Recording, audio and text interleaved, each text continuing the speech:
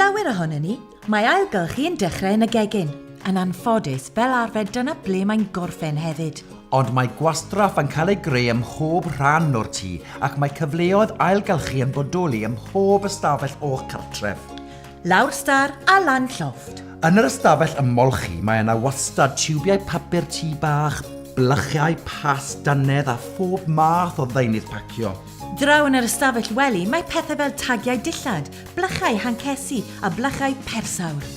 Os oes myfyrfa neu ystafell swyddfa gennych, mae yna lot o bethau fel papur swyddfa, derbynebau, amlenni, cyfarwydd lyfrau, ond nid dogfennau wedi rhwygo. Mae hynny'n well yn eich bin compost os oes gennych chi. Lawr star yn eich ystafell byw, mwy na thebyg dewch chi o hyd i bapurau newydd. Cilcronau, llythyrau sgrwtsh, catolegau a thaflenni.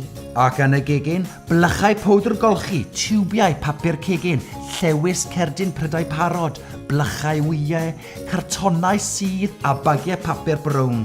Ond nid papur cegin neu napcinau papur.